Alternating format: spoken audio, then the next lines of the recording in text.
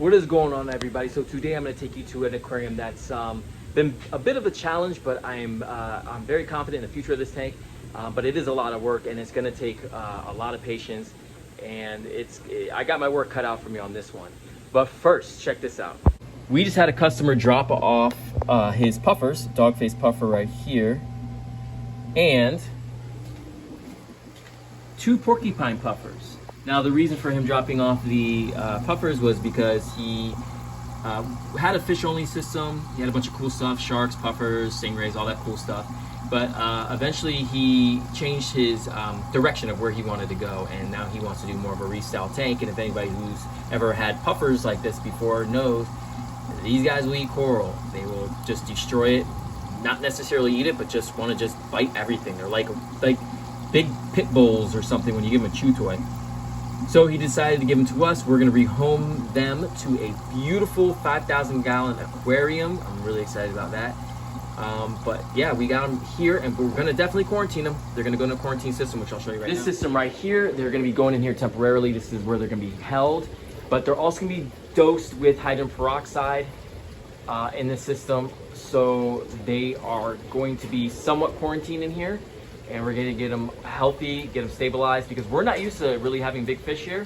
The biggest tank we have here is 75 gallons, so, and that's being taken up. And so we are gonna hold them in here, and we're gonna make sure that they're healthy, get them hydrogen peroxide dipped and all that stuff. Speaking of fish, Tommy just walked in with a bunch of freshwater fish from a tank breakdown that the customer no longer can have their tank. And we got a ton of fish. So not only did we get the puffers, now we have all these freshwater fish, and in order of our regular saltwater fish inventory just came in. Puffers are in the system. Got the 2 porcupines at the very top, and they're getting along just fine, little buddies. And then we have the dog face here hiding behind that PVC pipe. Haley over there working on the fish systems, putting away the new fish order. Over here we have Tommy working really hard on fragging corals. Gotta wear that eye protection, Tommy. Yep. Look at that. Look at that clean cut. Smooth. We're gonna get rid of all this junk right there, all that down there. Who knows what could be hiding there? Everything that's not coral. Everything that's not tissue, out. And he's already fragged up some A-cans right here. Try to frag it as close as we can to just give ourselves the best chances of any pests getting through. Take a look at some of these freshwater fish that came in. We got ourselves a little goldfish here. Pretty. Another little goldfish. Anything cool? Ooh, what is this? Look at that guy. I knew it. You know when it's gonna rain. I knew it was a loach. I didn't know what kind of loach it is. It's a weather loach. That sucker's big. The only loach I've ever kept in the hobby is the clown loach. That was my favorite little fish, but then it got way too big. They don't tell you that when you buy it. A little cat fish here, a little shark. Look at those big old eyes. That's a pretty fish. We got a bunch of silver dollars that came along with this, like 4 or 5 of them, really good size. This is the smallest of the ones we got. We're gonna throw him in a bucket with an aerator. So I'm walking over here and I see Tommy putting on these long horse insemination gloves. What's going on here, bud? What's happening? Well, we're out of our standard gloves, I guess. I got these back when I had that coral infection. So, but I'm dipping some corals in bare, and I don't want to touch them with my bare hands. Oh my gosh. Here we go. Corals are in bare insecticide right now. Yep. They'll be in there for what, 15 minutes or so? They're done. But Yeah, it's been about 15, and then we're gonna give them a rinse, and then let's see if we what we find. Now these corals have been quarantined, right? Partially quarantined. Yeah. This is their final dip. Yeah. And then we're gonna put them in the observation. So if we miss anything, we'll be able to catch it before they're up for sale. But they seem like they went through that dip pretty well, and they will be going in this little 30-gallon innovative marine tank, where it's just basically our observation tank for corals. So we'll keep them in here for a while before they're up for sale. Make sure nothing pops up or anything crazy happens, like aptasia or any other thing that we might have missed through the quarantine. So still got one more step. Observation is very underrated when it comes to quarantine. Just because a fish or a coral has made it through quarantine does not mean it's like free and clear. you still have to observe that fish or coral for a little bit just to make sure, because mistakes can happen. We've got an angelfish in here. Wow, what an odd mix of fish. Looks like he's got a little sore on his lip there towards the end of his nose, poor buddy. What an odd array of fish. I've never seen so many different fish in a tank before. And then we have, looks like gourami. Two gouramis that are in here. Yeah, 2 of those. That's interesting. 3 of those. Wow. In this bucket, we got some engineer gobies acclimating to the new system. And over here, 2 of my favorite fish, a bella goby and a mandarin dragonet, acclimating over into the tank to the left. And then coming out of our display tank, our little squat lobster. I love these guys for nano aquariums. Let's see if he can catch a brine shrimp. He definitely smells that he's gonna feed. Ooh, look, the chalice coral got it. The polyps of the chalice coral caught the brine shrimp. He'll scavenge through, and then you can see little serpent starfish behind there, smelling the food also. I really do enjoy this little nano display tank, 20 gallon, well established mixed reef, true mixed reef, got SPS, LPS, softies, anemones. Look at that guy, he looks like something from Beetlejuice, the black and white arms. Look at these cucumbers that we just got in also, these pink and black. These stay more in the rock than they do the sand, but pretty cool looking, unique. You don't see many cucumbers this color. Look at buddy, he's gonna steal that shrimp from the chalice coral. That's so cool. This would do really well in like a little pico style tank, even something smaller than a 20 gallon.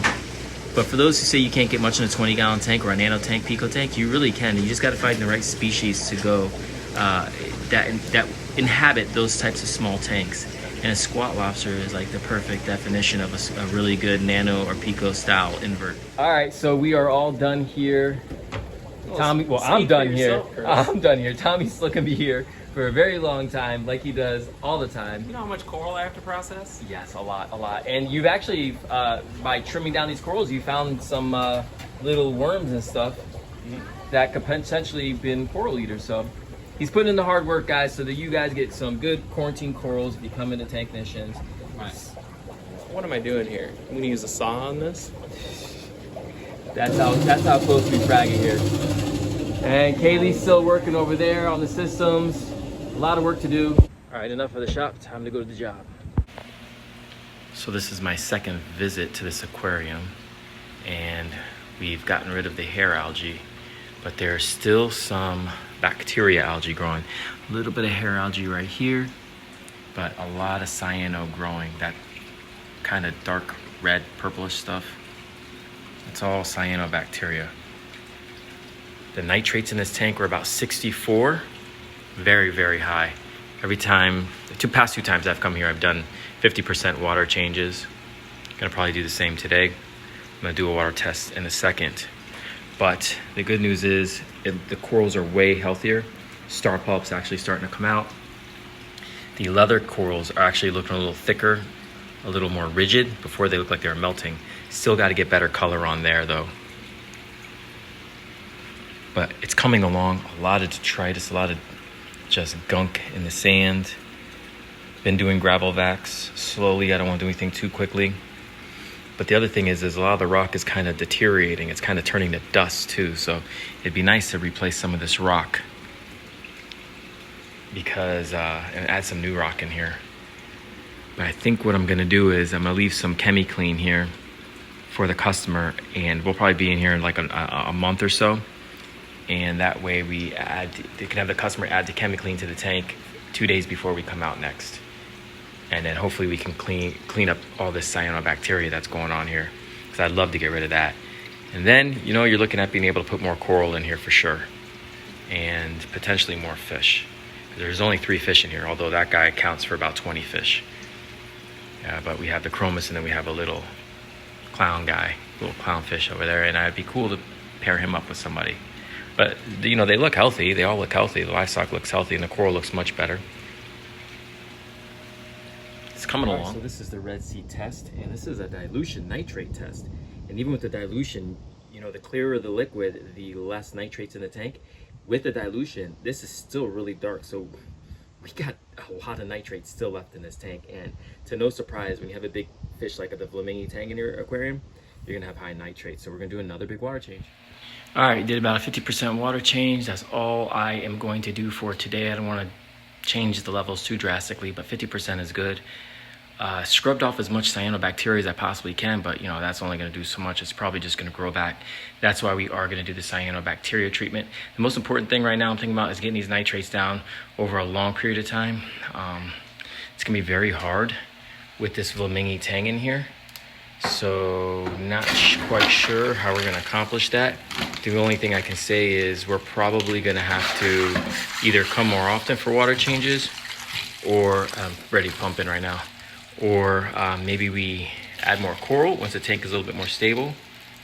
That might help reduce some of the nitrates. Other than that, yeah, we could do carbon dosing, but I don't think this tank is set up for that. All right, we are finished here for today. Did the big water change, scrubbed out as much algae as we possibly could. Not much else I can do besides that for now, as far as dealing with the nitrates. Eventually, the flamingo tank is going to have to be addressed. It's pretty big. If we take out the flamingo tank, we can start adding other fish into this tank. But I am going to leave ChemiClean in this aquarium for the customer. I'm going to leave this here so that they can dose it to the tank. And then next time we come out, we'll call them 2 days beforehand, and then they dose the ChemiClean, and that'll take care of all the nasty cyanobacteria that's in here. Do a big water change after that, and we'll start to see a difference. And then we'll talk about removing some rock, and we'll talk about, you know, adding corals and, you know, the future of the aquarium. But, you know, this is where we're at. Kind of like to document it, a little vlog on the topic, just to see, you know, in the future what the tank will look like. All right, that's it for today. Thank you guys so much for watching. I will see you on the next one.